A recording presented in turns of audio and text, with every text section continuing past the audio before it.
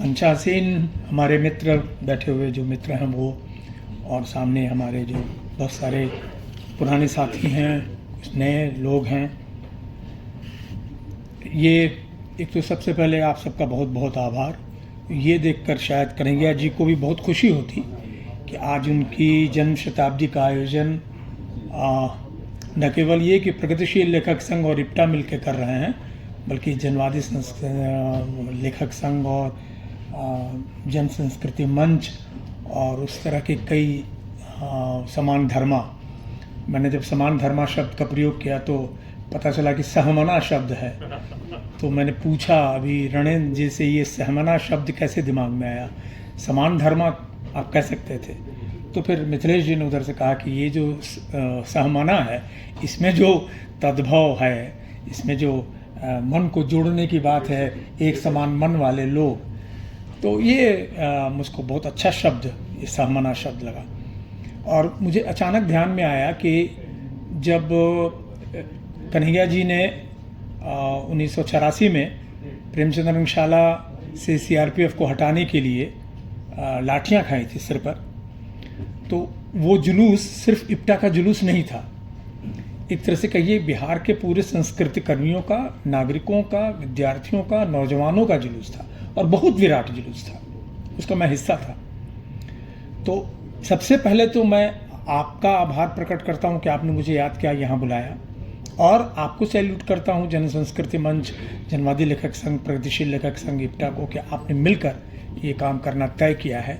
लेकिन जो चुनौती हमारे सामने है, इस सहमना में आपको दूसरे लोगों को और से ज़्यादा शामिल करने की ज़रूरत है, और कन्हैया जी वो माध्यम हो सकते हैं। क्योंकि कन्हैया जी एक तरफ प्रिंसिपल मनोरंजन और दूसरी तरफ दूसरी दृष्टियों वाले कवियों, रचनाकारों के एक साथ संपर्क में थे, और वो समान रूप से स्वीकृत भी थे। ये आप लोगों में से बहुत लोग जानते भी होंगे, कन्हैया जी के सुपुत्र यहाँ बैठे हुए वो भी जानते होंगे कि उनके घर पर जो आना जाना लगा रहता था कन्हैया जी के घर पे, वो किसी एक वो भारतीय कम्युनिस्ट पार्टी के सदस्य हैं, उनके सदस्यों का तांता लगा हो, ऐसा नहीं है। उसमें कविवर सत्यनारायण जैसे लोग भी आते थे जो जयप्रकाश नारायण आंदोलन से जुड़े हुए थे, और भी बहुत। फिर मैं उसके विस्तार में नहीं जाना चाहता, मुझे जो यहाँ जिम्मेदारी दी गई है मैं उसका निर्वहन करना चाहूँगा। मुझे ये जिम्मेदारी दी गई है कि कन्हैया जी के पूरे मेरे साथ जो उनका संबंध है उसके बारे में आपको कुछ अपनी बात, अपना अनुभव शेयर करूं, और दूसरी ये कि मैं कन्हैया जी के पूरे रचना व्यक्तित्व को कैसे देखता हूं उसका भी, अगर मेरे मन में कुछ बातें आती हैं तो आपके सामने रखूं। लेकिन ये ज़रूर है कि इस मौके पर मैं शुरू में ही कहना चाह रहा हूं कि इस मोर्चे को और ज़्यादा बड़ा करने की ज़रूरत है, और कन्हैया जी इसका माध्यम हो सकते हैं, ऐसा मुझे लगता है। कन्हैया जी आप सबको पता है, संगठनकर्ता, आंदोलनकारी, कवि, गीतकार, पत्रकार, अनुवादक। लेकिन एक चीज़ शायद किसी ने याद नहीं की, वो सुकंठ गायक अपने को कहते थे। वो बार बार कहते थे कि मैं मूलतः एक सुकंठ गायक था। और जिन लोगों ने, और रांची में या झारखंड के दूसरे हजारीबाग में या धनबाद में या कतरासगढ़ में या डाल्टनगंज में जिन लोगों ने उनको सुना होगा तो आपने ध्यान दिया होगा, उनका कंठ बहुत सुरीला था, वाकई बहुत सुरीला था। और वो दरअसल सुकंठ गायक थे, और दिनकर जैसे लोग उनसे प्रभावित रहते थे, और कवि सम्मेलनों में उनकी उस सुकंठ गायकी की धूम मचा करती थी। तो सुकंठ गायक थे, और शायद इसीलिए गीत उनसे कभी भी नहीं छूटा। गीत उनका हिस्सा रहा, उनके जीवन का एक हिस्सा रहा, संगीत और गीत उनके जीवन का हिस्सा रहा। तो इस एक ऐसा व्यक्तित्व जो हमारे सामने आता है, और कई पहलुओं के बारे में यहाँ चर्चा भी की गई है, लेकिन मुझे लगता है कि कवि और गीतकार के रूप में उनको अगर हम केंद्र में लाएं तो बहुत सारी चीज़ों को हम समझ सकते हैं। लोक दृष्टि में मुझको अक्सर ताज्जुब होता है कि किसी के आगे हम कविवर नागार्जुन क्यों नहीं लगाते हैं। मैंने किसी एक कवि का नाम आप बताइए हिंदी में जिनके बारे में आप जानते हो कि उनके आगे कविवर लगाकर हम उनको संबोधित करते हैं। मुझे बहुत ज़्यादा ध्यान में नहीं आ रहा है। मुझको लगता है कि ये कविवर दिया किसने होगा, ये शब्द किसी ने दिया होगा। जैसे भारतेंदु के बारे में आप सब जानते हैं कि भारतेंदु उनका नाम नहीं था, उनका नाम तो बाबू हरिश्चंद्र था। भारतेंदु तो बाद में जब उनके ही गुरु और ब्रिटिश समर्थक शिव प्रसाद जी, राजा शिव प्रसाद जी को सितारे हिंद की पदवी ब्रिटिश सरकार ने जब दी, तब उसके उत्तर में आप जैसे लोगों ने मिल करके जनता ने मिल करके उनको भारतेंदु की उपाधि दी। वो सितारे हिंद हैं, अगर वो हिंद के सितारे हैं तो भारत के चंद्रमा है। ये ठीक उसी तरह से मुझको लगता है कि ठीक है, संगठनकर्ता कविवर, आंदोलनकारी कविवर हम याद करते हैं, क्योंकि मेरी आंख के सामने उनके सिर पर लाठी पड़ी थी, मेरा हाथ भी टूटा था उनके सिर पर दूसरी लाठी को बचाने से।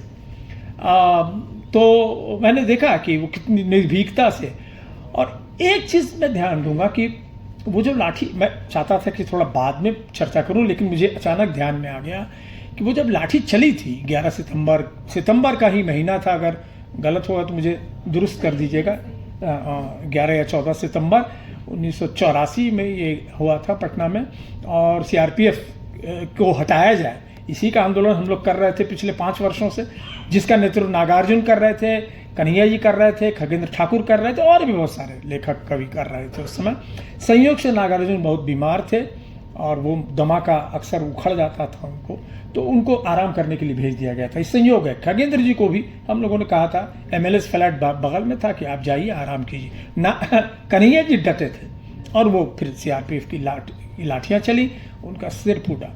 एक चीज़ मैं ध्यान दिलाना चाहता हूँ, मैं नौजवान था उस समय, बहुत ही कम आयु का एक युवा होता हुआ रंगकर्मी, जब लाठियाँ पड़ रही थी और जब मुझ पर भी जब लाठियाँ पड़ी तो मेरा हाथ जो टूटा उसकी वजह क्या थी? मेरा भी सर फूटता। हाथ क्यों टूटा? इसलिए कि हमने हाथ ऐसे किया, किस चीज़ को बचाने के लिए। ये तो रिफ्लेक्स एक्शन होता है, अगर कोई चीज़ आपको हिट करेगी सबसे पहले आप ऐसे ही करेंगे, आपका स्वाभाविक गुण होता है कि आप रिफ्लेक्स एक्शन में अपना हाथ आगे करेंगे। तो मुझको ध्यान में आया, मैंने बाद में उसका आकलन किया कि दरअसल कन्हैया जी का संबंध आज़ादी की उस लड़ाई से है जिसमें नमक आंदोलन करते हुए, नमक सत्याग्रह करते हुए स्वतंत्रता सेनानियों ने लाठियां खाई और अपने सिर पर बरसती हुई लाठियों के बचाव के लिए हाथ नहीं उठाया। आप सबको ध्यान में होगा कि नमक सत्याग्रह में जब लाठियां चलाते थे ब्रिटिश सिपाही, तो उन लाठियों को सर पर बचाने के लिए हाथ से नहीं रोकते थे। ये शायद वही परंपरा थी जो उन्होंने एकदम हाथ उठाया ही नहीं। हमको देख के ताजुब हुआ और इसीलिए हम लोग चिल्ला कर पड़े कि कन्हैया जी कर क्या रहे हैं, क्योंकि वो प्रतिरोध नहीं कर रहे थे, लाठियां चल रही थी तो उसको रोक नहीं रहे थे, लाठी को झेल रहे थे। और यही जिंदगी भर की गरीबी को, अभाव को, कंगाली को, भुखमरी को उन्होंने झेला, सर पर झेला, दिल पर झेला, शरीर से झेला, सब कुछ से झेला है कन्हैया जी ने। ऐसा व्यक्तित्व तो हमारे सामने कन्हैया जी का है, निर्भीकता। और मुझे तो उनकी सादगी बहुत कम देखने को मिलती है, इतना सादा, इतनी सादगी, इतनी सिंपलिसिटी। और लेकिन एक चीज़ जो मुझे लगता, उदारता बहुत ज़्यादा, आप एक हद तक कह सकते हैं इतनी उदारता कि वो कई बार हम लोग कहते थे कि कैसे कैसे लोगों को आप अपने पास बैठाए रखते हैं, ये ऐसी उदारता किस काम की। लेकिन एक चीज़ मैंने और गौर की, वो ये थी कि उनके व्यक्तित्व में एक गर्वीलापन था। ये इसको जोड़ने की ज़रूरत है, इसके साथ जोड़ने की ज़रूरत है कि सिर्फ सादगी नहीं, सिर्फ सरलता नहीं, सिर्फ उदारता नहीं, एक गर्वीलापन। और तब मुझको ध्यान में आता है, मुक्तिबोध ने लिखा है दरअसल इस गर्वीलेपन के बारे में, और वो पंक्ति है, गर्वीली गरीबी वो, गरीबी लेकिन सर नहीं झुकाना है, भयानक दारुण अवस्था लेकिन सर नहीं झुकाना है। गरीबी है, ये तो सब जो भी कन्हैया जी को जानता है या उनके बारे में पढ़ चुका होगा, वो जानता है कि बहुत बुरे आर्थिक अभाव में रहते थे, काफ़ी। आप नहीं, हम शायद इस दौर में शायद हम कल्पना नहीं कर सकते हैं कि कितने भयानक अभाव में कन्हैया जी और उनका परिवार किस तरह से झेला उसने। लेकिन वो जो गर्वीलापन था उसको कभी खत्म नहीं होने दिया कन्हैया जी ने, ये गर्वीलापन है। और इसीलिए मुझे बार बार पंक्ति याद आती है मुक्तिबोध की, गर्वीली गरीबी वो, और इस गर्वीली गरीबी वो शीर्षक से काशीनाथ जी ने तो बजाता, नामवर जी और फिर अपने दोनों भाइयों का और अपने समय का उस अभाव का चित्रण किया कि इसमें उनका दोनों भाइयों का व्यक्तित्व सामने आया। तो वो मुक्तिबोध की पंक्ति मुझको हमेशा ध्यान में आती है कन्हैया जी के संदर्भ में कि गर्वीलापन जो कभी ख़त्म नहीं हुआ। मैं जो उनको देखता हूँ कि ये जो पर्सनल सफरिंग थी, ये जो उनकी अपनी जो वैयक्तिक पीड़ा थी, जीवन का अभाव था, उसको फिर अपने संघर्ष में या अपने काम में बहुत ज़्यादा हावी कभी नहीं होने दिया। लेकिन वो चीज़ ख़त्म नहीं हुई कभी भी। उनकी जो पर्सनल सफरिंग है गायब हो गई हो तो फिर कविता नहीं बनती है। कविता तो बनती है उस पर्सनल सफरिंग से ही। और इसीलिए ये जो वैयक्तिक पीड़ा है, मैं छोटे कुछ ही उदाहरण मैं आपके सामने रखूँगा, ज़्यादा कविताओं का उदाहरण मैं यहाँ नहीं रखना चाहता हूँ। इसीलिए मैंने कहा कि संगठनकर्ता, अनुवादक वगैरह वगैरह सब चर्चा आप करें, लेकिन मुझको लगता है कि केंद्र में कवि गीतकार ही हैं। इसीलिए हम कविवर कन्हैया कहते हैं, अभी भी हम याद करते हैं। तो ये मैंने अभी बताया कि बहुत गहरा संबंध मेरा रहा है कन्हैया जी से। मुझे 79-80 का वो दिन याद है जब हम लोग अभी एक तरह से बड़े हो रहे थे, और 1980 का जब यूनेस्को ने 79 और 80 का वर्ष पूरे दुनिया में प्रेमचंद जन्म शताब्दी वर्ष के रूप में मनाने का ऐलान किया था। यूनेस्को ने किया था, बजाबता घोषित रूप से संयुक्त राष्ट्र ने ये घोषणा की थी। अब हम कल्पना कर सकते हैं क्या, अब जिस तरह के दुष्चक्र में पूरी दुनिया पड़ी हुई है इस समय, और जिस दुष्चक्र में यूएन के महासचिव को धमकाता है कोई एक इजराइल का प्रधानमंत्री, धमकी भरे स्वर में कहता है, यूएन के जनरल सेक्रेटरी को धमकी अभी हाल में उसने धमकाया है। तो एक ऐसे विचित्र हम समय में हैं जहाँ पर उस परंपरा को याद करने की ज़रूरत है कि जब यूएन ने डिक्लेयर किया प्रेमचंद बर्थ सेंटेनरी को पूरी दुनिया में मनाने, अपने यूएन से जुड़े हुए सभी देशों से मनाने के लिए आग्रह किया। यही है कि सोवियत संघ में भी मना, चीन में भी मना, सब जगह पूरी दुनिया में। और भारत में तो स्वाभाविक रूप से हम लोगों ने बहुत बढ़ चढ़ के, हम लोग तो उसी से हम लोगों को घुट्टी में कुछ चीज़ें मिली उसी दौरान, लोगों को सुनते हुए, उस संगोष्ठियों से गुजरते हुए। तो 79-80 में ये प्रस्ताव लेकर रामकृष्ण पांडे जी को याद करने की ज़रूरत है। कवि जो शायद हमारे बीच में बहुत सारे कवि हैं, बैठे हुए हैं, कथाकार हैं, हो सकता है आलोचक और कुछ सिद्धांतकार और इतिहासकार भी हों। मैं ख़ास तरह की बात करना चाहूँगा जो थोड़ी देर के बाद मैं करूँगा।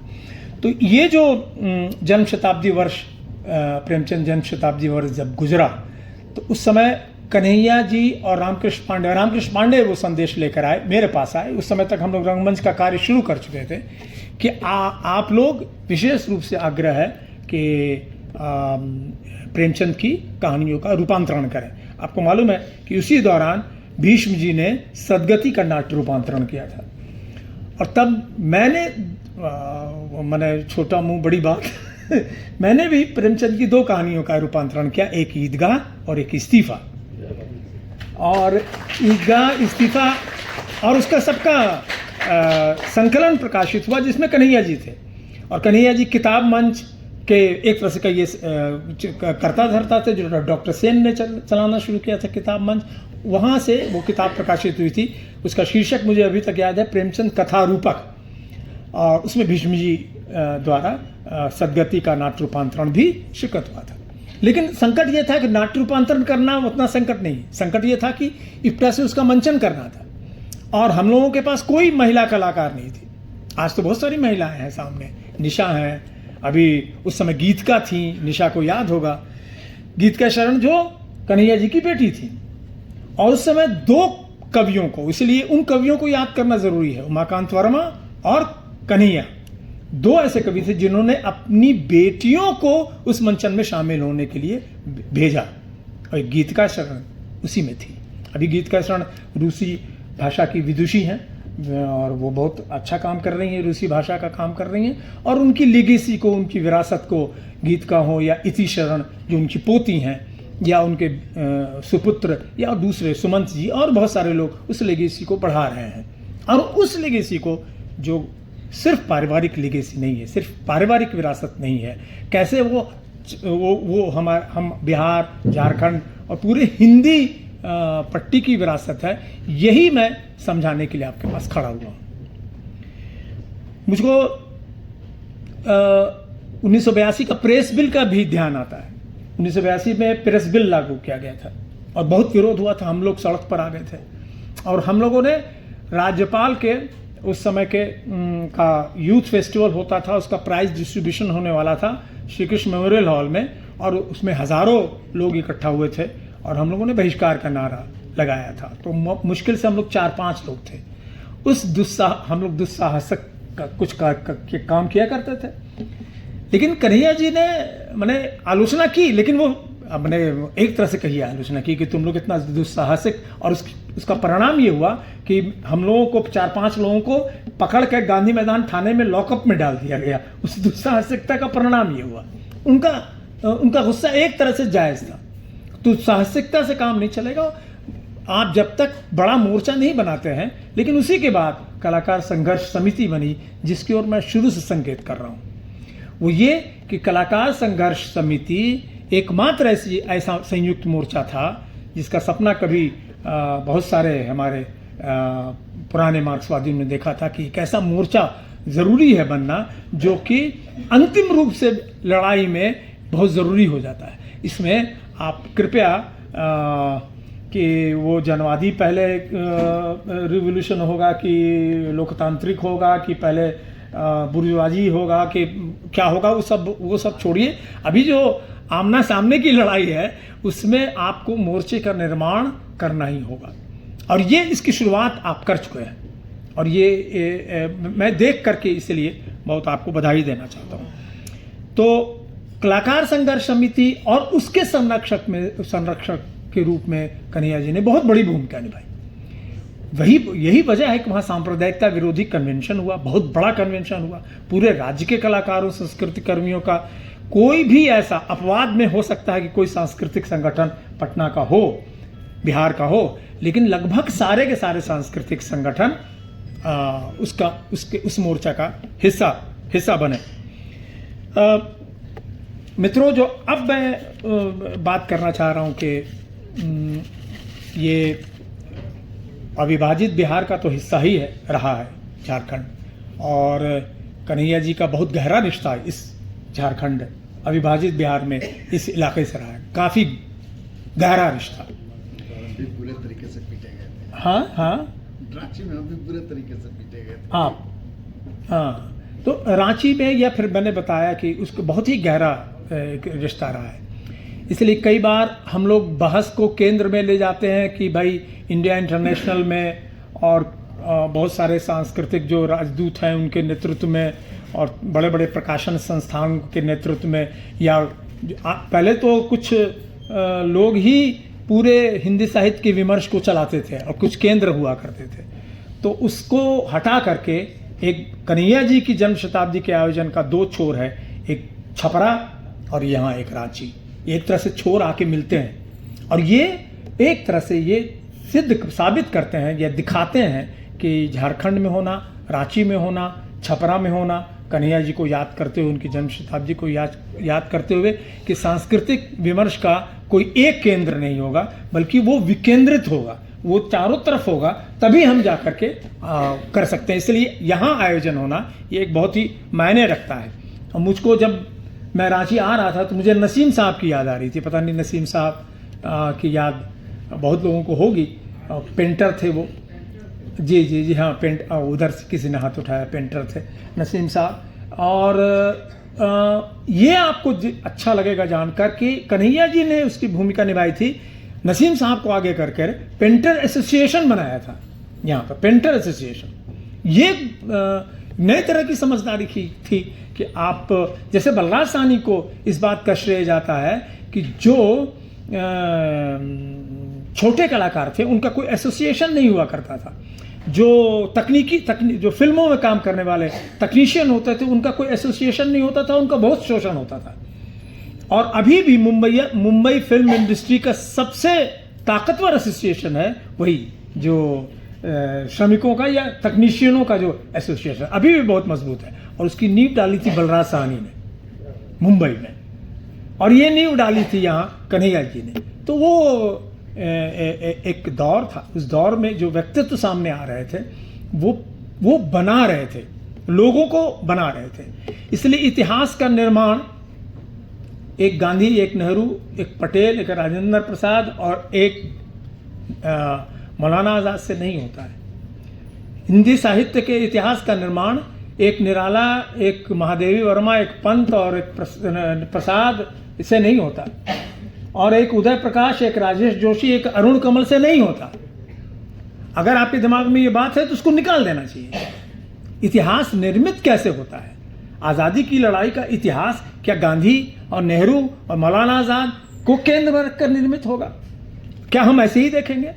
फिर वो असंख्य उन क्रांतिकारियों और उन स्वतंत्रता सेनानियों का क्या जो भूमिका को निभाते हैं, और भूमिकाएं कैसे निश्चित होती हैं इतिहास में? भूमिका कोई जो, जैसे इसीलिए हम लोगों का तो पाठ ही कुछ गड़बड़ हुआ, हम लोग के तो अपब्रिंगिंग ऐसे हुआ।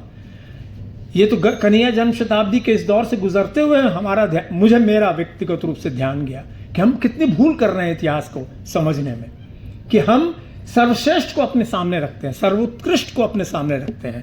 हम एक सर्वश्रेष्ठता की कसौटी बना लेते हैं, एक मापदंड बना लेते हैं, एक उच्चता का एक स्तर बना लेते हैं कि ये महाकवि का स्तर है, और उसके बाद हम उस कसौटी पर पूरे इतिहास को निर्मित करते हैं और बनाते हैं। तब हम छायावाद बनाते हैं, तो हम उत्तर छायावाद बनाते हैं, या फिर अन्य चीजें बनाते हैं। लेकिन वो असंख्य क्या जो इतिहास के निर्माण में नींव में है, क्योंकि उसके बिना इतिहास बनेगा ही नहीं। वो निराला भी नहीं रहेंगे, ना उदय प्रकाश, ना राजेश जोशी, ना रणेंद्र जी रहेंगे। वो है जो आपको बनाते हैं। मुझको अरुण कमल की एक बात बहुत अच्छी लगती है, मैंने कहीं नोट किया तो मैं भूल गया लगता है। बहुत अच्छी बात कही कि प्रगतिशील आंदोलन में कई बार एक ऐसे व्यक्ति की भूमिका ज्यादा क्रांतिकारी होती है जो नए लोगों को नए सौंदर्य मूल्यों की दीक्षा देता है। कन्हैया ऐसे ही रचनात्मक, ज्यादा बड़ी क्रांतिकारी भूमिका निराला से, मुक्तिबोध से प्रेरित होती है पीढ़ी। लेकिन मैं तो कह सकता हूं कि मैं तो प्रेरित हुआ निराला से उतना नहीं जितना कि कन्हैया से प्रेरित हुआ। अब मेरा मूल्यांकन आप जो भी कीजिए, ऐसे ही साधारण अभिनेता है, ऐसे ही कुछ करता उड़ता अभिनय, वो छोड़ दीजिए दर्शकों पर, छोड़ दीजिए समय पर, इतिहास पर। लेकिन इतिहास में जो कुछ चीजें हो रही हैं उन पर बहुत ही मुझको लगता है कि आज ये समय है कि हम ध्यान दें कि मात्र सर्वोत्तम साहित्य से इतिहास निर्मित नहीं होता है। उसी तरह से एक तो कि कई बार होता है, गलतियां होती हैं इस माने में कि कहानी हो या कविता हो या उपन्यास हो, उसके शिखर पर आलोचना या इतिहास की दृष्टि की नजर टिक जाती है, वो जाके वहां पर रुक जाती है, ठहर जाती है, और उसके बाद हमको कुछ दिखाई नहीं देता है। कभी कभी कुछ नजर पड़ जाती है, जैसे कोई तात्कालिक लोकप्रियता, जैसे हरिवंश राय बच्चन अचानक धूम मचाने लगते हैं तो थोड़ा आलोचक घबराता है, देखता कि कौन है ये हरिवंश राय बच्चन। अचानक ध्यान जाता है तो लोकप्रियता कभी बहुत ज्यादा होता है, कभी अचानक आपको ध्यान में आता है कि एक यूट्यूबर है जो कविता पढ़ रहा है, ये तो कुछ है इसमें, चिंगारी, कुछ आग है इसमें, आपका अचानक ध्यान जाता है। तो ये जो हमारा बन रहा है इतिहास, उसमें अलग अलग कोने, अलग अलग जगहों पर अलग अलग विकेंद्रित जो समूह हैं, उनमें क्या हो रहा है, उनमें क्या आवाज़ें आ रही हैं, उनको सुनने का भी एक हमको क्षमता विकसित करनी होगी, तभी हम इतिहास के साथ न्याय कर पाएंगे। नहीं तो जो हमारे सम्राट अशोक का और क्या जो है मुगल आजम में क्या अकबर द ग्रेट का जो इतिहास है वही इतिहास है, बाकी तो कुछ नहीं है। लेकिन हमको सिखाया गया कि नहीं भाई, किसान हैं इस इतिहास निर्माता, मजदूर हैं इतिहास निर्माता, उसी तरह कविवर कन्हैया हैं साहित्य इतिहास निर्माता।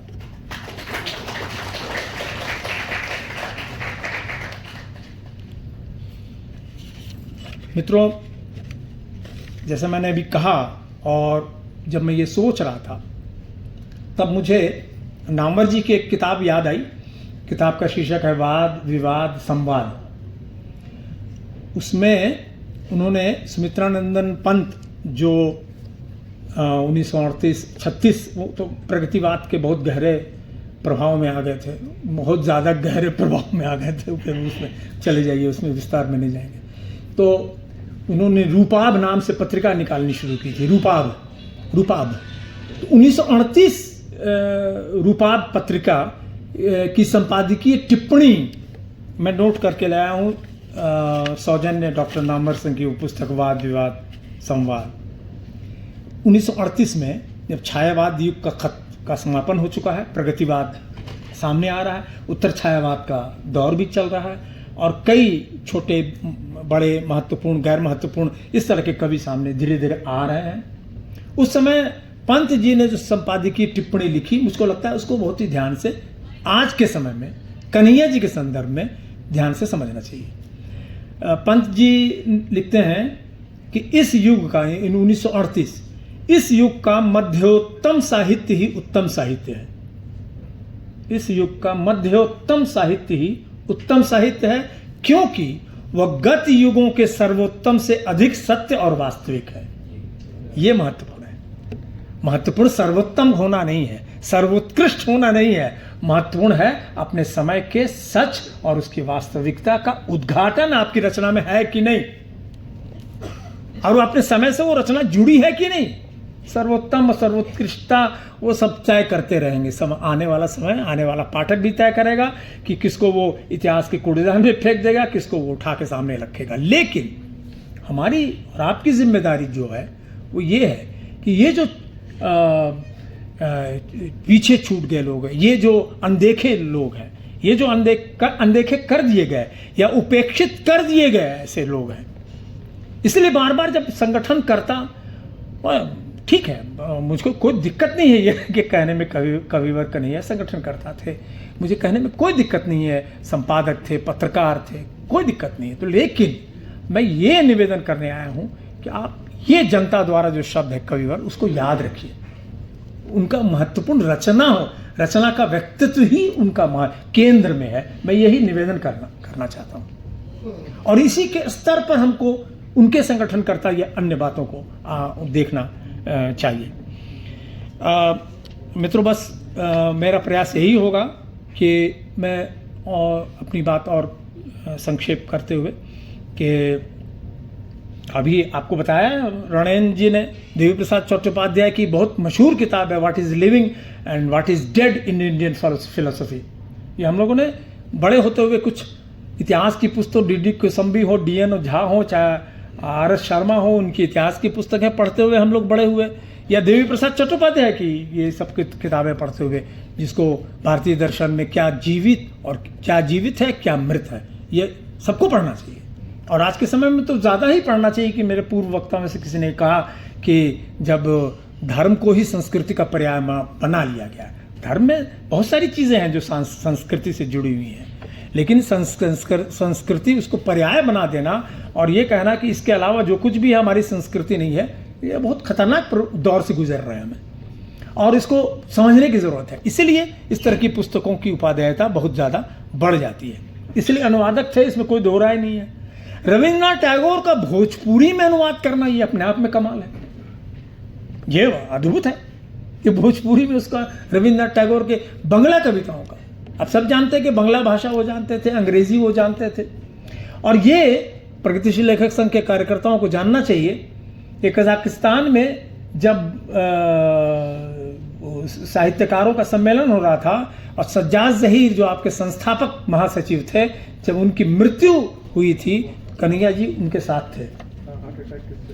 जब सज्जाद ज़हीर को हार्ट अटैक आया था तो कन्हैया जी उस समय वहाँ थे, अपनी आंखों से उन्होंने सज्जाद ज़हीर को कि इस तकलीफ से गुजरते हुए देखा है। तो एक तरह से कह सकते हैं कि प्रगतिशील आंदोलन तो उनके व्यक्तित्व का एक सत्व है। संस्कृत एक शब्द मुझे ध्यान आ रहा है कि उनका एसेंस है, उनके भीतर है, उससे अलग है ही नहीं वो। बाकी बहुत सारी चीज़ें हैं। तो ये कि वो बहुत अनुवादक थे, वो संपादक थे, फॉरवर्ड ब्लॉक की पत्रिका हंसिया हथौड़ा का संपादन उन्होंने किया था, जनशक्ति का संपादन वो अंत तक करते रहे, उसका पूरा पेज ही वो उसके इंचार्ज थे जनशक्ति के। या फिर अनेक पत्रिकाओं का संपादन किया, पत्रकार थे, समसामयिक घटनाओं पर टिप्पणियां करते थे, वो सब अपनी जगह आप कह सकते हैं। रविंद्रनाथ टैगोर हो, नाजिम हिकमत हो, पाब्लो नेरुदा हो, बर्तोल्ट ब्रेख्त हो। आपको ये मुझे नहीं मालूम, मैं अपना अनुभव ही कह सकता हूँ कि मैंने पहली बार पाब्लो नेरुदा, नाजिम हिकमत, बर्तोल्ट ब्रेख्त की कविताओं को कन्हैया जी के माध्यम से जाना। उसके पहले मैं नहीं जानता था। उसके बाद फिर धीरे धीरे मैं अन्य अनुवादों के माध्यम से, या फिर मूल रूप से तो मैं जर्मन नहीं जानता हूँ, लेकिन अंग्रेजी में जान सका, या अभी भी जान रहा हूँ। हो ची मिन्ह, ऐसे बहुत सारे कवि हैं जिनकी कविताओं का अनुवाद किया। अफ्रीकी कवियों का अनुवाद किया। संगठन करता थे, आप सब मालूम है, आंदोलनकारी थे, छपरा में जेल गए थे 1964 में ही शायद वो जेल गए थे कन्हैया जी। लेकिन उन सब के केंद्र में मैं आज प्रस्ताव लेकर खड़ा हुआ हूँ कि उनको कवि रूप को केंद्र में रखिए। उसके बाद जैसे सेंट्रिक सर्किल होता है, माने जिसके वृत्त का समुच्चय, जिसके हाँ वो माने वो ऐसे करके बड़ा होता है, सब एक दूसरे से मिलते जुलते हैं। वो जो एक तरह के सेंट्रिक सर्किल है, वो केंद्र में आपको लगेगा कि ये है, कभी केंद्र भी ये लगेगा, लेकिन दरअसल मुझे लगता है कि उनका एक सेंट्रिक सर्किल पर्सनालिटी उनकी थी। कई वृत्त आकर उनसे जुड़ते थे। उनका महत्व तो है ही, क्योंकि उससे व्यक्तित्व उनका बन रहा था, लेकिन उनके केंद्र में कवि रूप है। उसकी संक्षेप में आज चर्चा करके मैं अपनी बात यहाँ ख़त्म करूँगा। आप में से शायद कुछ लोग जानते होंगे कि 21 साल की उम्र में 1944 यानी कि आज़ादी मिलने के पहले से उन्होंने कविताएं शुरू कर दी, और अपने काव्य उत्कर्ष तक पहुँचने तक वो छायावादोत्तर काल, प्रगतिवाद, उत्तर छायावाद, प्रयोगवाद और नई कविता, सबसे वो एक तरह से गुजरे। उससे एक सफ़र, एक पूरी यात्रा उनकी दिखाई देती है। और इसी यात्रा के बारे में अपना संबंध उन्होंने बहुत ही सचेत रूप से प्रगतिवाद से जोड़ा। एक जगह उन्होंने लिखा है, 2 संग्रह की जानकारी मुझे अभी तक हुई है। एक संग्रह जो उनका प्रकाशित हो चुका है कन्हैया जी का, और एक संग्रह मेरी जानकारी में अब तक अप्रकाशित है। अगर मालूम होगा, वो जो अप्रकाशित काव्य संग्रह है, उसकी भूमिका उन्हीं के हाथ की लिखी हुई मुझे मिली, तो मैं उसमें से उन्हीं की पंक्ति आपके समक्ष रख रहा हूँ। हिंदी काव्य की जिन प्रवृत्तियों के बीच से मुझे गुजरना पड़ा है, उनमें प्रगतिवाद की लहर ने मुझे सर्वाधिक प्रभावित किया, ये तो जाहिर है। लेकिन अन्य प्रवृत्तियों से मैं बेदाग बचकर निकल गया, ऐसा कहना ठीक नहीं होगा। ये सच्चाई देखिए, क्योंकि ये अभी किसी ने कहा कि उनमें रोमांटिसिज्म भी आप देखेंगे है, मौजूदगी बचाता है।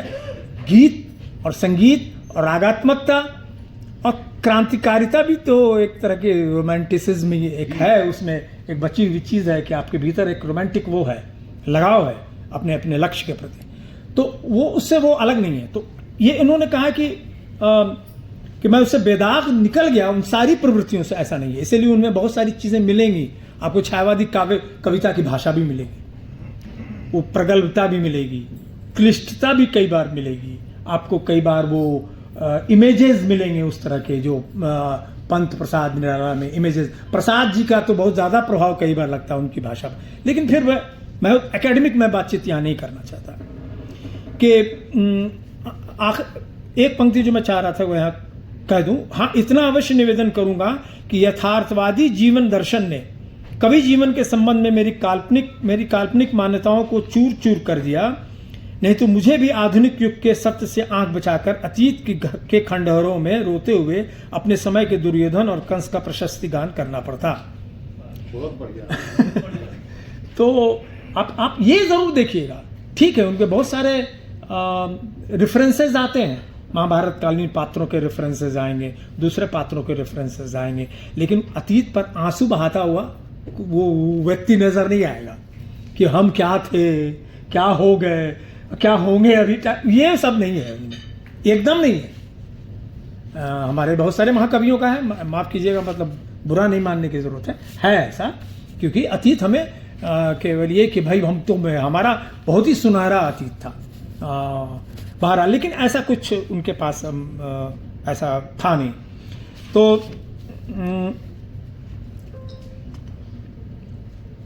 ये सब मालूम है आपको कि आज़ादी की लड़ाई या द्वितीय विश्व युद्ध या फासिज्म का उभार, विश्व शांति की कामना, ये सब उनके सब्जेक्ट मैटर हैं। सांप्रदायिकता के खिलाफ भाईचारे का कैसे प्रसार हो, और फिर हर तरह से किसान मजदूर के संघर्ष से जुड़ना, और पूंजीवाद के हर रूप से, एक शब्द का मैं प्रयोग करना चाहूँगा, उन्होंने बार बार पूंजीवाद के संदर्भ में निर्घिन माने घिन आने वाला शब्द का प्रयोग किया। बार बार अपनी कविताओं में कई जगह प्रयोग किया उन्होंने। जैसे घिन आती हो तो घृणा, पूंजीवादी जो भी ढांचा है उसके हर रूप से उनको बहुत ही गहरी वितृष्णा और घृणा, आप घृणा कह सकते हैं, इस शब्द का इस्तेमाल किया अपनी कविताओं में कई जगह इस्तेमाल उन्होंने।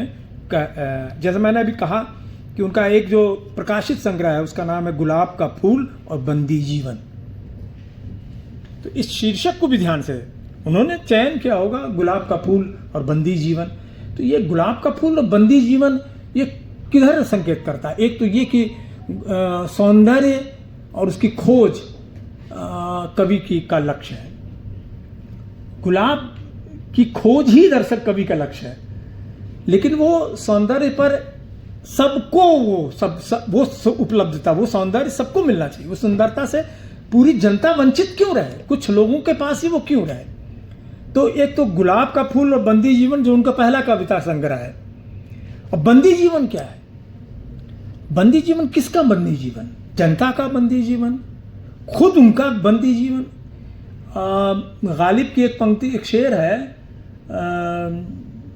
कैदे हयात बंद गम असल में दोनों एक हैं, मौत के पहले आदमी गम से निजात पाए क्यों।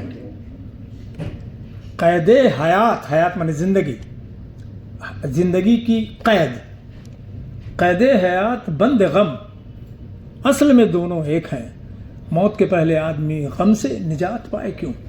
मुझको लगता है कि जो गालिब की सफरिंग थी उनके बहुत भयानक सफरिंग थी, वैसी ही सफरिंग हमको गुजरते हुए देखते हैं। ये जो चीज़ है कि गुलाब का फूल और बंदी जीवन, ये कहीं ना कहीं से हमको उस तरफ ले जाता है कि जिंदगी की जो जकड़बंदी है उससे छुटकारा नहीं है कि आप छोड़ दीजिएगा, कि आप अपने परिवार को चलाना छोड़ दीजिएगा, क्या आप रोजी रोटी के लिए संघर्ष करना छोड़ दीजिएगा, क्या अनुवाद करना छोड़ दीजिएगा कि उससे हो सकता है कुछ पैसा मिल जाए, क्या कीजिएगा? नहीं भाई मैं महान कवि हूँ, मुझको महान कवि होने के रास्ते पर चलना है, मैं ये सब नहीं जानता हूँ। क्या ऐसा संभव है? ये जो जिंदगी की जकड़ है, ये जो जिंदगी की कैद है, इस कैद से छुटकारा नहीं है। ये जो है, इसलिए उनकी कविताओं में मुझे एक तरफ जिंदगी है, दूसरी तरफ गम है, लेकिन एक चीज़ और दिखाई देती है, मौत भी है। और एक पंक्ति जो मैं यहाँ चाहूँगा कि बहुत सारे ऐसे कवि हैं जो हम लोग तो उपमा, उपमेय, उपमान, पता नहीं क्या क्या कहते हैं। एक 4 पंक्तियों की एक छोटी सी कविता मैं रख रहा हूं। अदहन सी खदक रही छाती है। अदहन, अदहन तो पता नहीं कौन जानता, कौन जानता भाई, नौजवान लड़कियों, नहीं आप जानते होंगे, तो तुम बताओ। नहीं आप भी नहीं बोलिए। वो उधर से एक बच्ची, तुम बताओ तो, अदहन जानते हो? नहीं तुमसे पूछ रहे जो आगे। अदहन, अदहन आज वो जानती है। अदहन क्या?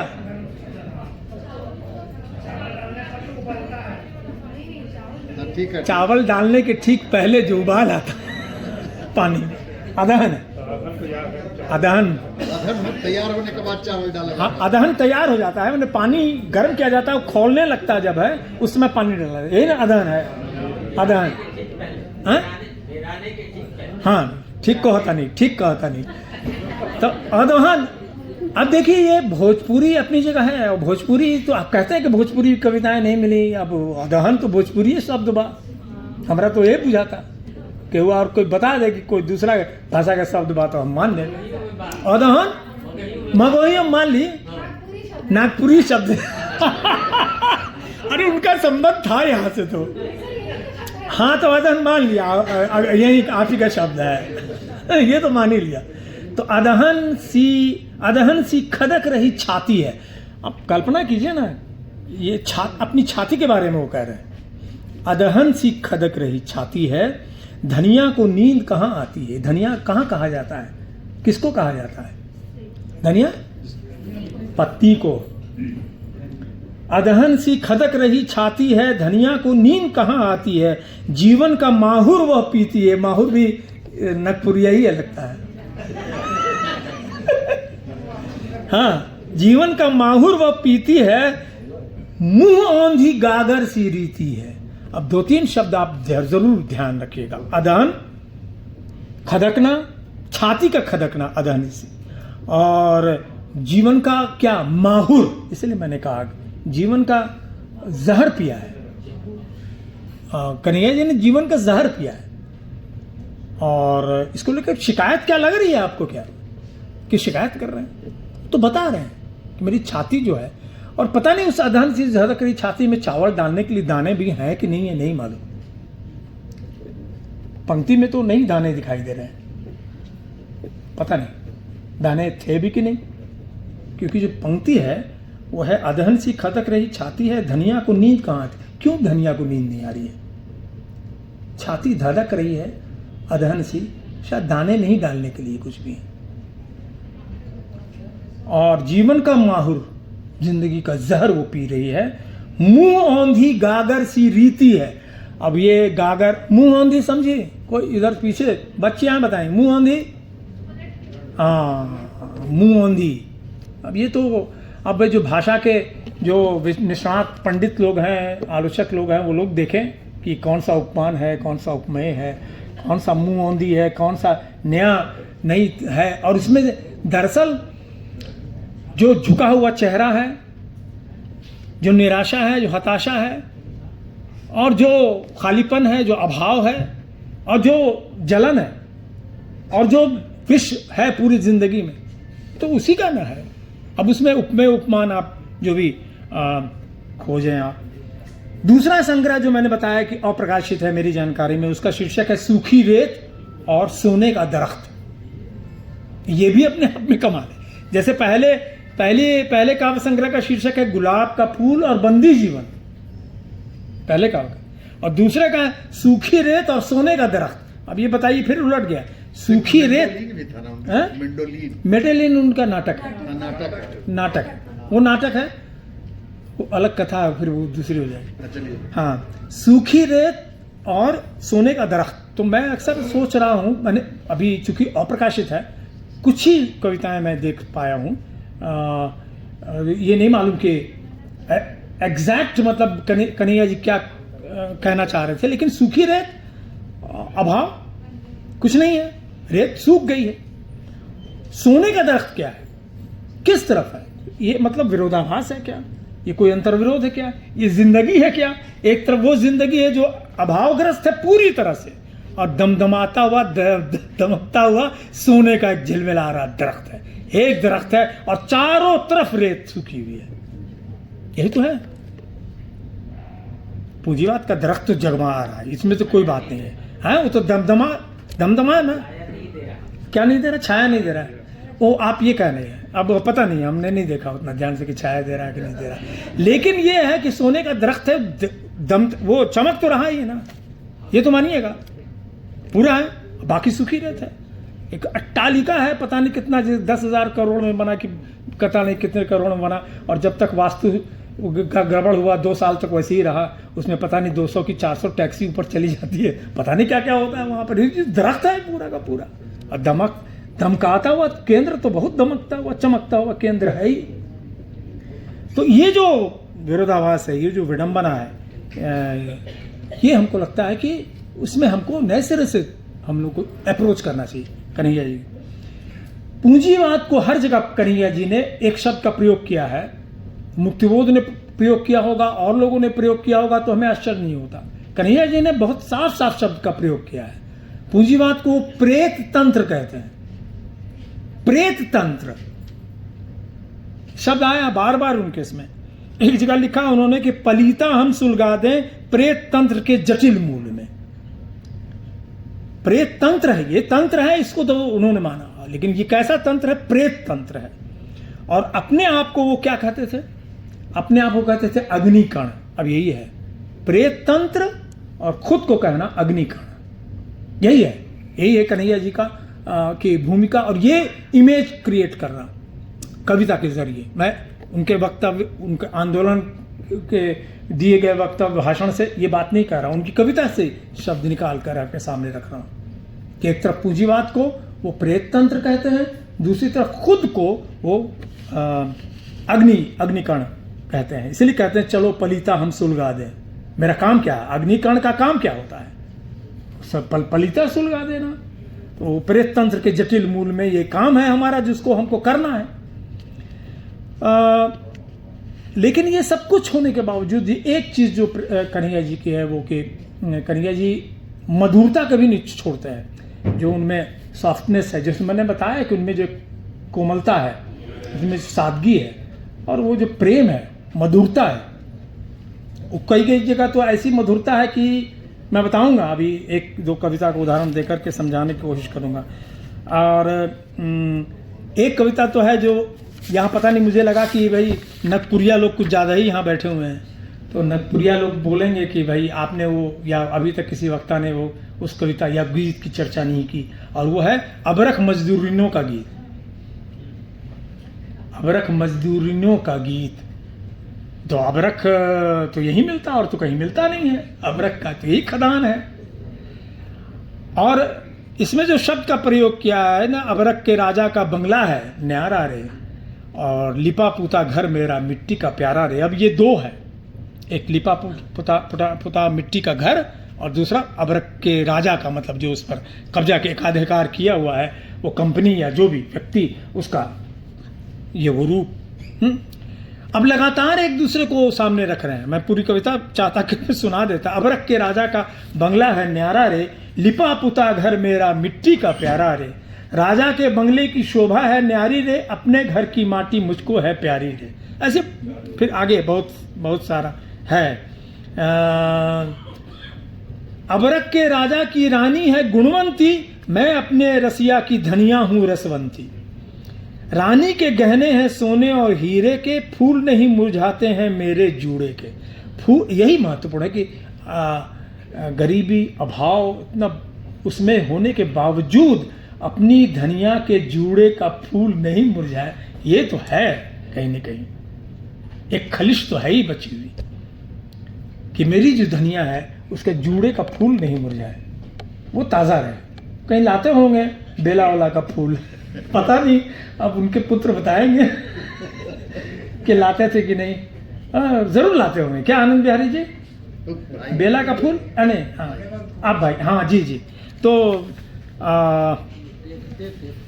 फूलों को देखते थे। चलिए, हाँ मित्रों, समय बहुत हो गया है, और हालांकि मुझे बार बार कहा गया कि आप निश्चिंत होकर बोलते रहिए, लेकिन ये कोई एक सवाल मुझको, हाँ, इंसाफ नहीं होगा कि मैं इतना लंबा आपका समय लूँ। मैं सिर्फ कुछ एक दो गीत और कविता आपके सामने रखकर अपनी बात यहाँ ख़त्म करूँगा। एक कविता है जिसको मैंने कहा कि सब कुछ होने के बावजूद कविवर कन्हैया में एक मधुरता है, और एक आप कहिएगा छायावाद कविता का तो है ही उनमें, लेकिन उससे अलग बहुत सारी चीज़ें हैं जिसमें लोक संस्कृति से जाकर चीज़ें जुड़ जाती हैं। अब एक जगह शब्द, एक जगह गीत है, नव जलधर वेला यह। जलधर का मतलब बादल ये नए नए बादल का ये है। पाहुन घर आओ, घर आओ तुम। पाहुन किसको कहा जाता है? मेहमान। देखे उन्हें सब बोल देनी है मौली साहब, मेहमान। तो ये मुझको लगा ये मेहमान कौन मेहमान है, यानी कि ससुराल में बुलाहट हो रही है। इस बात को ध्यान में रखिए, ससुराल में बुलाहट हो रही है, और ससुराल में कौन है जो उसको बुलाना चाह रहा है? कौन है? नहीं, जमाता को तो बुलाया जा रहा है, ससुराल में बुलाया जा रहा है। पाहुन इसीलिए शब्द का प्रयोग किया है, लेकिन बुलाया जा रहा है ससुराल में। ससुराल में उसको बुलाने के लिए व्याकुल सबसे ज्यादा कौन होगा? उसकी पत्नी, जो वही है। नव जलधर वेलाया पाहुन घर आओ तुम, बगलों की पारद सी पाती मेघ छाया में, धड़कन संझवाती की दुल्हन की काया में। मैं उलझा कि संझवाती क्या हुआ। मैं भोजपुरी मेरी मातृभाषा रही है, मैंने मातृभाषा का मतलब मैं नहीं भोजपुरी बोलता उस तरह से हूँ, लेकिन संझवाती मेरे समझ में बात नहीं आई। बाद में पर ध्यान में आया कि तो संझावाती है, संझावाती शब्द है। हम लोग क्या मगी में बिगड़ के समझौती हो। हाँ, जो भी संझावती, ये इसमें है संझवाती। अब जो धड़कन संझवाती की दुल्हन की काया में, अब ये दुल्हन जो है जिसको तुम यहाँ छोड़ दिए हो, मायके में चले गए हो पता नहीं कहाँ कमाने वाने, जो आमतौर पर इस तरह के लोग किया करते थे, अब वो यहाँ पर बेचारी अपनी काया में है। बीन मुखर मेघनाक मणि छवि दिखलाओ तुम, पुरवैया ने चुपका छेड़ा चौमासे को, बिंदु नहीं सिंधु मिला मरुपथ के प्यासों को, कोख बांझ धरती की आओ सरस आओ तुम। ये दाम्पत्य जीवन की कविता है। ये त्रिलोचन की कविता इस तरह की कविता है जिसमें दाम्पत्य जीवन में एक केदारनाथ अग्रवाल में है, जिसमें कि ये बुलावा है, हे मेरी तुम। नहीं कहीं एक बूंद नहीं, कहीं घोर प्लावन है, निर्मोही जेठ मास निर्मोही सावन है, अब तक है शापग्रस्त यक्ष देख जाओ तुम। अब ये कविता यहाँ तक यक्ष और वो अलकापुरी मेघदूत कहाँ चली जाती है, लोकगीत से लेकर के। और एक चर्चा तो अभी किसी पाठ करने वाले ने ये कविता छांटी थी, जख्म बहुत गहरा है। किसने छांटी थी कविता? जख्म बहुत गहरा है, आपने? जख्म बहुत गहरा है, इस हल्के नश्तर से काम नहीं चलेगा, इस हल्के नश्तर से काम नहीं चलेगा, जख्म बहुत गहरा है। जाहिर है जो जख्म एक ऊपर वाला जख्म होता है, हल्का सा कीजिए हो जाएगा खत्म, और गहरा जख्म है तो जाहिर है कि हल्के शब्द का प्रयोग देखिए ना, ये मुहावरेदार प्रयोग है, हल्का नश्तर चलाना, तो इस हल्के नश्तर से काम नहीं चलेगा। तो हम लोग भी शायद लगता है कि इन दोनों हल्का नश्तर ही चला रहे हैं, ऐसे ऐसे कर रहे हैं, उसी से लगता है काम चल जाएगा। तो नहीं, जख्म अगर गहरा होता है तो नश्तर हल्का चलाने से काम नहीं, केवल चिल्लाने से विघ्न नहीं टलेगा। आसमान बहरा है, आपको लगता है कि भगत सिंह ने बम फोड़ दिया, कुछ कर दिया, उसी तरह से हम भी कुछ बम फोड़ देंगे, कुछ चिल्ला उलाएंगे, नारेबाजी करेंगे तो वो तो बहरा है, इतना जान लीजिए। आप अगर कहते हैं कि बहुत चिल्लाने से आवाज तो सुनेगा ही वो। लोग कहते भी, हमारे कई बड़े बुजुर्ग कहते हैं, काहे के लिए इतना परेशान होता है भाई, जब नारा लगाओ तू लोग, लोकतंत्र तो बढ़ लेगा, जब मांग करो तुम लोग, और ये जब मांग करोगे तो रोने पर ही माँ दूध पिलाती है, कहावत बा, अब मांग कीजिए तब ना पूरी होगी। लेकिन कविवर कन्हैया जो इस निष्कर्ष पर पहुंच रहे हैं वो ये, केवल चिल्लाने से, चिल्लाना ठीक है, आप चिल्लाइए, आवाज नारेबाजी कीजिए, केवल चिल्लाने से विघ्न नहीं टलेगा, आसमान बहरा है, क्योंकि जिससे सामना आपका है वो बहरा है। कुछ नहीं मन होने वाला है, किसान आंदोलन करते रहिए, कुछ नहीं होने वाला है, महिला रेसलर भूख हड़ताल करते रहे। अब वांगचुंग जो है लद्दाख से इतना लंबा, पता नहीं कितना हजारों किलोमीटर चलकर वो आए हुए, अभी भी बैठे हुए हैं वो, कि जंतर मंतर पर हमको प्रदर्शन करने का अधिकार मिल जाए। कुछ नहीं, कोई मतलब नहीं है भाई, सत्ता को, शासक वर्ग को क्या मतलब है इससे भाई, करते रहिए, कुछ वोट कुछ होने वाला, एक सीट होगी, घटा दोगे तुम, सोनम वांगचुंग घटा दो, एक तो सीट क्या होने वाला उससे हमको यार। आजकल तो एक खेल चल रहा है। अच्छा, मुसलमान 20 करोड़ कितना ले जाएगा जी सीट, सब बैठ के तय करता हो। कई बार तुमको लगता है सचमुच तय करते हैं क्या ये, मुझको लगता है कि नहीं, तय करते होंगे, बाज़ाब्ता तय करते होंगे कि इनकी क्या औकात है, उनकी क्या औकात है, इनकी क्या औकात है, और सबको अपनी औकात में वो ले आएंगे, इतना भी जान लीजिए। बहरहाल मुझे लगता है कि मैं अपने को रोक रहा हूँ, एक दो कविता की, बहुत समय भाग रहा है।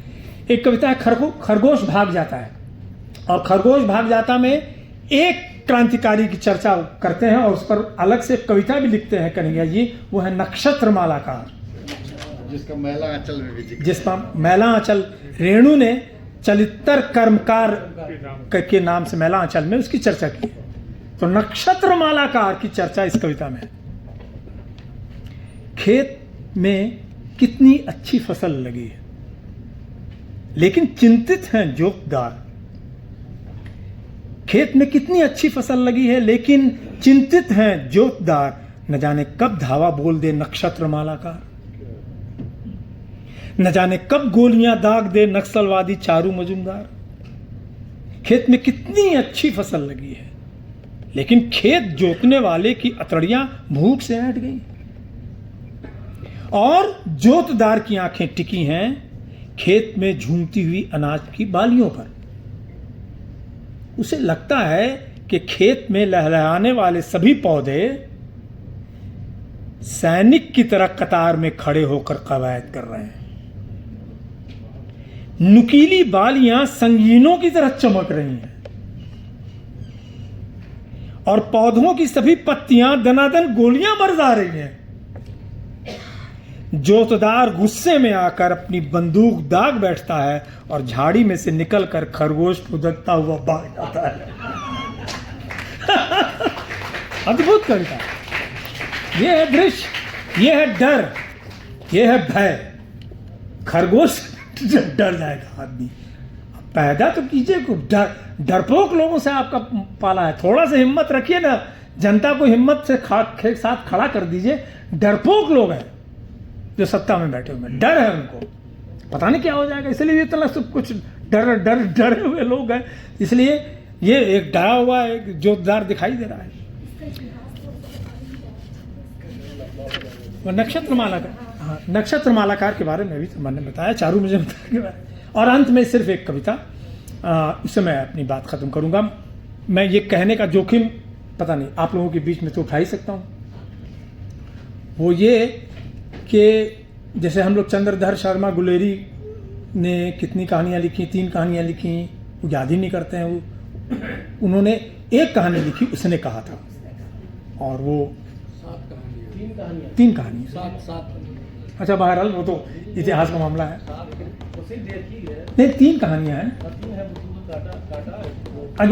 अभी इधर से कह रहे हैं, चलिए ये एकेडमिक डिबेट में नहीं। बहरहाल मैं ये कहने का जोखिम उठाकर ही सोचता हूँ आप अपने लोग हैं जोखिम उठा दें कि जिस तरह से चंद्रधर शर्मा गुलेरी कहानी के इतिहास में अमर हो गया अपनी एक कहानी, उसने कहा था। मैं एक ऐसी कविता की कुछ पंक्तियाँ रख रहा हूँ। मुझे लगता है कि कविता अभी तक लोगों की आंख के सामने उस तरह से क्यों नहीं है। इफ्टा के साथियों के बीच में इफ्टा गाते के लोग गाते भी हैं, और वो पंक्ति है, फिर नए संघर्ष का न्योता मिला है। यहां तक तो कविता ठीक है, फिर नए संघर्ष का न्योता मिला है। महत्वपूर्ण जहां से कविता होती है वो यहां से होती है भरा प्याला अभी पहला, अभी प्याला पहला। अब ये दरअसल वो प्याला कौन सा प्याला जो अभी भरा है भरा प्याला अभी पहला, कि प्याला दूसरा भी आ गया है। सिलसिला है ये, एक्चुअली ये सिलसिला है, ये सुकरात से प्याले से सिलसिला चल रहा है। ये प्याला सुकरात किससे चल रहा है प्याला, और ये खत्म नहीं हो रहा है। हे कवियों, हे कहानीकारों, ये प्याला हाथ में लेकर तुम आए हो इस क्षेत्र में। ये प्याला पहले से दे दिया गया आपके हाथ में, और ये संघर्ष का प्याला दिया आप लेकर के ही आते हैं। अभी तो वो खत्म करें, अभी तो उससे पहले जूझे, पहले उस जहर के प्याले को पिए। मीरा भाई ने भी प्याला पिया, सुकरात ने भी प्याला पिया। प्याला तो ये है, अब इसमें आप इसमें थोड़ा समय दीजिए तो आपको पता नहीं कितनी चीजें आपको मिलेंगी। है भरा प्याला अभी पहला, अरे पहला ही प्याला भरा हुआ है। कौन तुमको कह रहा है ये क्यों हमको छोड़ दो, बख्श दो। लेकिन आप देखिएगा कि है भरा प्याला अभी पहला, कि प्याला दूसरा भी आ गया है। यहां तक तो नहीं है, क्या अफसोस है इसको लेकर, क्या दुख है, तकलीफ है कि उस शब्द का प्रयोग किया। मैं तो उस पर फिदा हूं। वाह, ये कैसा अनोखा सिलसिला है, बाप रे, अनोखा सिलसिला है। वाह शब्द का प्रयोग किया है, आह नहीं है। आह से उपजी होगी क्या, आह से उपजा होगा गान, कोई आह वाह नहीं, सीधे वाह। आ जाओ, दूसरा प्याला, तीसरा प्याला, चौथा प्याला, प्याले पर प्याले आ जाओ। वाह ही निकला शब्द कन्हैया जी के उससे। और एक और शब्द इसलिए मैं कह रहा हूं सुकरात में इसको, जिसको लोग क्या कहते हैं, कविता के क्षेत्र में, आलोचना के क्षेत्र में अतिव्याप्ति दो, ये पता नहीं क्या क्या कहते हैं। हाँ, बहुत ज़्यादा आप बढ़ा चढ़ा के अतिशयोक्तिपूर्ण कुछ व्याख्या कर रहे हैं। लेकिन ये सिलसिला शब्द मुझको ये दे रहा है मौका, सिलसिला शब्द दे रहा है। वहाँ ये कैसा अनोखा सिलसिला है, ये सिलसिला अनोखा है जो बहुत माने चला आ रहा है, जब से है ये धरती पर मनुष्य और उसका संघर्ष, वो सिलसिला चल रहा है। ये कैसा अनोखा सिलसिला है, फिर नए संघर्ष का न्योता मिला है। चैन की बंसी बजाएं हम भला क्या, तनिक रुक कर गुनगुनाएं हम भला क्या, घिर गया तूफान में फिर काफिला है। कितनी बार काफिला गिरा है तूफान में, आज़ादी के समय में काफिला गिरा, काफिला का पता नहीं कितनी बार काफिले पर हमले हुए। ये किस काफिले की चर्चा है, किस प्याले की चर्चा है, किस काफिले को आंधी और तूफान ने नहीं घेरा और उसने उससे मुकाबला नहीं किया है। घिर गया तूफान में फिर काफिला है, हम जहां थे वहां से बस एक डग आगे बढ़े हैं। हो ना खुशफहमी, अब देखिए ये जो खुशफहमी शब्द है, ये गलत फहमी से अलग तरह का शब्द है। उधर पीछे से बताओ खुशफहमी का मतलब, गलत फहमी का मतलब तुम बताओ, बोलो जी। गलत फहमी का मतलब जानते हो क्या? मिसअंडरस्टैंडिंग, गलत फहमी। खुश फहमी क्या है? हाँ, मैंने कुछ हद तक खुश फहमी जो कभी खत्म ही नहीं होती है। गलत फहमी तो दूर हो जाती है, आपको बता दिया जाएगा, सूचना दे दी जाएगी, गलत फहमी थी आपकी, इसको करेक्ट कर लीजिए। जैसे बता रहे हैं ना कि 7 कहानियाँ 3 कहानियाँ अभी, तो हम कुछ देर के बाद वो गलत फहमी मेरी होगी, दूर हो जाएगी। लेकिन खुशफहमी है कि यही है, ये तो दूर ही नहीं होने वाली है। खुशफहमी हो जाती है कई बार, तो हमारे वामपंथी मित्रों को बहुत सारी खुशफहमियाँ होती हैं। हो ना खुशफहमी, हिमालय के शिखर पर हम चढ़े कि हम चढ़ गए चुके हैं। एक समय में नामवर जी 1980 में जब हम लोग बड़े हो रहे थे, और वहीं से मैं ख़त्म करूँगा जिससे मैंने चर्चा शुरू की थी, प्रेमचंद जन्म शताब्दी वर्ष, और हम लोगों की जो भी विचारधारा की नींव पड़ी है वो नामवर जी को सुनते हुए, रामविलास शर्मा को पढ़ते हुए। तो नामवर जी ने प्रफुल्लित होकर जब कई व्याख्यान पर व्याख्यान दे दिया, तो पटना आए और भीड़, अपार भीड़, उसमें भरे हुए सभागार में उन्होंने कहा कि सर्वहारा वर्ग सिलसिलेवार बौद्धिक विजय अभियान करता है, उसके बाद सत्ता पर आरूढ़ होता है। सिलसिलेवार बौद्धिक विजय अभियान लग रहा था नामवर जी को 1980 में कर लिया। मैंने नहीं मतलब बजाता, मतलब मुझको याद है कि सर्वहारा पहले सिलसिलेवार बौद्धिक विजय अभियान करता है। बौद्धिक विजय अभियान तो किया ही था, धंधना के पूरे देश में घूमे थे नामवर जी, और हम लोग जैसे लोग छोटे मोटे कार्यकर्ता उन्हीं के को सुन करके ही बड़े हुए थे। तो ये खुशफहमी तो थी हमको, इसको इनकार तो ना करें आप। तो हो ना खुशफहमी, हिमालय के शिखर पर हम चढ़े हैं। आंधियों सुन लो, न पत्ता एक भी वन का हिला। तुम आंधी आंधी की तरह का है, आ रहे हो, उमड़ रहे हो, घूम रहे हो आंधी। अगर तुमको लग रहा है कि तुम्हारी वजह से एक पत्ता हिल रहा है, तो समझ लो, आंधियों सुन लो, न पत्ता एक भी वन का हिला है तुम्हारे चलने से। और कई बार तो कॉफी के प्याले में ही इंकलाब हो जाता है, उसी के प्याले में तूफान भी आ जाता है। हाँ, व्हाट्सएप पे हो जाता है। तो आंधियों सुन लो, न पत्ता एक भी मन का हिला है, फिर नए संघर्ष का। तो मुझको लगता है कि नए संघर्ष का आह्वान कन्हैया जी देते हैं। आपका बहुत बहुत शुक्रिया।